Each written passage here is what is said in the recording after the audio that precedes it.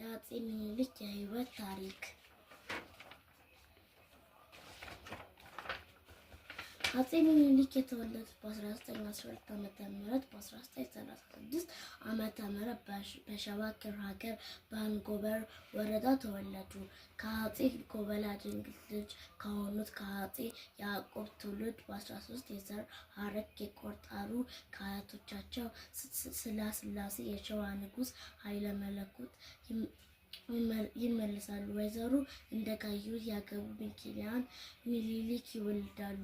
ነሐሴ 12 ቀን በ1836 ዓ.ም የተወለዱት ልጅ የሚኒሊክ በ19 ዓመታቸው አፄ ቴዎድሮስ ወደ ሸዋ በወጡ ጊዜ ይዘዋቸው ወደ ጎንደር ሄደው ነበረ። በ1957 ዓ.ም ለወሎዎች ከሸዋ ባላባደሮች ጋር ውስጡን ሲላላኩ ቆይተው ለመግደላ አምልጠው ሸዋ ገቡ። ሸዋ መጥተው ከአባታቸው ዙፋን ተቀምጠው ንጉሥ ምኒልክ ተብለው ሸዋ ሲገዙ ቆዩ። በ1981 ዓ.ም ለጣሊያን ንጉሥ ኡምቤርቶ ጋር የሚደርጉት ስምምነት የጭንቡሌ ስምምነት ምን እንደሚመስል እንመለከት። ስምምነቱ ስለዚህ ንጉሥ ምኒልክ ዘንድ መጫናቸው ለውጭ ሀገር ነገስታት በቀጥታ ማስተላለፍ ጊዜ የጣሊያን መንግስት ክርክር ሳሊነሳ ለ5 ዓመታት እንዲቆይ የተፈራረሙት ስምምነት እንዲቆም ለደረጉ ለአድዋ ጦርነት ዳረጋቸው።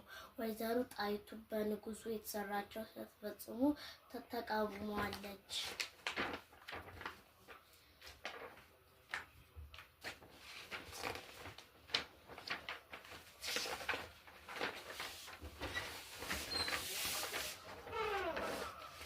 ወኛ ዓላማ ለጣሊያን እና ለኢትዮጵያ መንግስት የልጅ ልጅ የሚኖር እርቅና ሰላም ለማውረድ ነው። በስምምነቱም ሰዓት ወደ 20 የሚደርሱ ስምምነቶች የተፈራረሙት ሲሆን ከስምምነቱ ውስጥ አንቀጽ 3 እና አንቀጽ 17 ግን የጣሊያን በላይነት የሚያንጸባርቅ ጽብልቅ ሴራ ነበሩ። በ18ቱ ስምምነት ውሎች ማንኛውም ሀገር የሚያደርገው ስምምነት ይመስላሉ። ነገር ግን አንቀጽ 17 ብንመለከት በኢትዮጵያ አተርጓም ንጉሠ ነገሥት ከውጭ ሀገር ነገስታት ጋር የሚያደርገው ግንኙነት ፍቃዱ ከሆነ በጣሊያን መንግስት በኩል ሊያደርጉ ይቻለዋል።